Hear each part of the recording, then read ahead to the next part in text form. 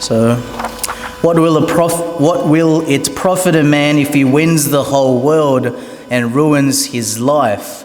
He gains the whole world but forfeits his soul. So on this Father's Day weekend, I thought I'd share about a man I met in the United States. His name is Tom, the living example of today's gospel. And I met Tom in the United States. I was actually with Ralph Martin, the one who is coming in a few weeks' time. And I was with him in Ann Arbor, Michigan, and at the head office of his organization, Renewal Ministries. It's a ministry that seeks to foster growth in holiness and evangelization, currently spreading over 50 countries. So Ralph was showing me around the offices, and an old man in his mid-80s walked past. He was wearing a modest suit, looking rather unassuming and gentle. But before I even got to introduce myself, Ralph, he gets out his phone and then he says to me, "Do you want to take a photo with him?" And I was like, who in the world is this guy? And I had no idea who he was. He assumed that I knew, but okay, so he must be someone that's maybe important. So I was like, okay, sure, let's take a photo. And then there we are. And then after conversing with him, then I realized who the person I was actually speaking to. So his name's Tom, and I know every single one of you, perhaps nearly every single one of you in this church, would have had literally a taste of Tom's success, quite literally. His life was not an easy one. Now, Tom was 4 years old. When he was 4 years old, his father passed away at Christmas Eve, leaving a mother and 2 children behind. Tom's mother, he was not able to cope and was forced to enter Tom and his brother into an orphanage run by some Catholic nuns. His life in the orphanage was very tough and strict.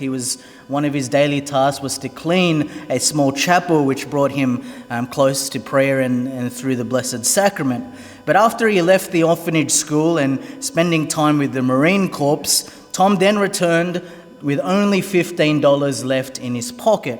And that is when his brother gave him the idea to try to do something with his life. So borrow a few $100s and buy this struggling pizzeria restaurant, which was currently on sale in Ann Arbor, Michigan. So then Tom, he bought the place and he worked relentlessly trying to keep this pizza business afloat, often working 100-hour weeks. After a while, he began to see some success, so he opened up 2 other pizzerias, and then Tom changed the name of the pizzeria. It was originally called Dominick's, and he changed it to the name Domino's, which would become, in his time, the fastest growing restaurant chain in the world. The man's name is Tom Monahan, the original founder of Domino's Pizza. So, over the next 2 decades, from the 1960s to the 80s, Tom revolutionized the pizza industry. He redesigned the pizza box so it would keep the pizza hotter for longer. He decided to focus on takeaway and delivery rather than just dining in. And he designed the pizza conveyor belt to cook pizzas faster. Tom was famous for that guarantee that to customers they would receive a hot pizza in 30 minutes or get their money back. Now, Tom would chuckle at the irony of the name Domino's, because in Latin, Domino's literally means the Lord. Dominus is the Latin word for Lord. But as his pizza business would eventually become a multi-million-dollar empire, Tom said he started to become obsessed with his reputation and his status and his wealth, that although you could say Domino's may be translated as Lord, it was Tom who began to see himself as a kind of Lord and God. He became a globe-trotting businessman and celebrity, while at the same time he was still trying to keep some semblance of his Catholic faith. He said, "I was going to Mass every day, practicing my faith, reading a lot of spiritual books," and he thought to himself, "Yes, I can handle it. But then he said, "I got into all the toys. I justified to myself having these expensive yachts and private airplanes." Monahan, he bought and owned his own Major League Baseball team, the Detroit Tigers, and he was famous for flying to Tigers games in his private helicopter. And he said, "My life had become a high-speed train going down the tracks, but was about to become a train wreck." In other words, Tom exemplified in himself the gospel today of one who gained the whole world, but was very much on the way to losing his soul. It wasn't until he read a book from C.S. Lewis called Mere Christianity that Monahan realized that he was only doing this, chasing material goods, out of pride to prove to others that he was successful in life. As he said, C.S. Lewis taught me that pride was the great sin. It was through pride that the devil became the devil.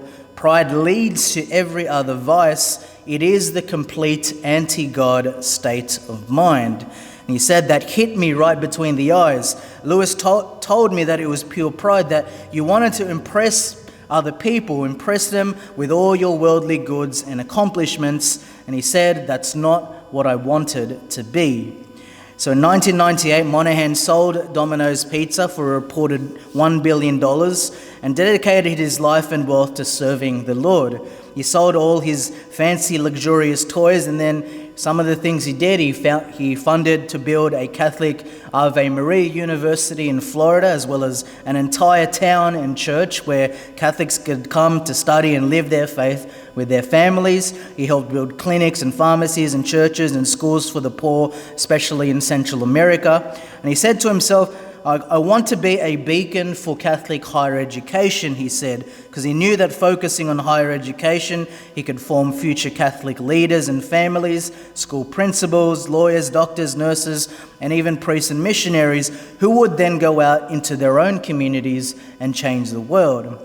So when I met Tom, I realized I was actually on the original land of Domino's Farms in Ann Arbor. And on that land, there is currently now a church, a school, a daycare center, 2 convents, 2 Catholic radio stations, a foreign mission center, as well as a Catholic newspaper.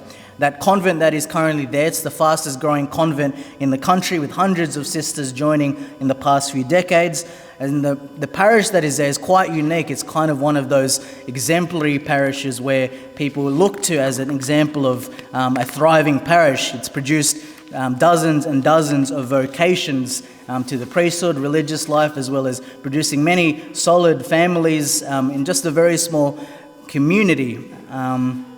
As Tom said, he said, I came into this world penniless, and as a Catholic, I know that I cannot take any of this wealth with me. So it has been long my desire to use the material resources that I've been blessed with to help others in the most meaningful ways possible.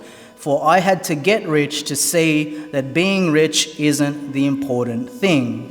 So I met Tom when he was, in his 80s. He's a modest and humble man who currently goes to Mass every day, in adoration every day, and participates in regular confession.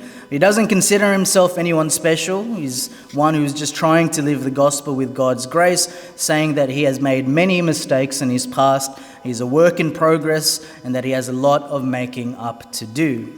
So you could say, to conclude, it doesn't take earning an enormous amount of money or having lavish toys to resonate with Tom's testimony, for the words in this gospel are just as relevant to you and I as it was to Tom, that we can gain the whole world but lose our soul in the process. We can see the corrupting influence of the idolization of money, and especially our ego, and the danger of pride and materialism, of putting things other than God at the center of one's life. So let us remember today that the only thing one can take in the next life is not our material possessions, but the type of person one becomes, and whether we were faithful to what God has called us in this life, according to the gifts and talents and resources and opportunities that He has given us for the greater glory of God and the salvation of souls. And Tom said, my goal now is to constantly live within the presence of God.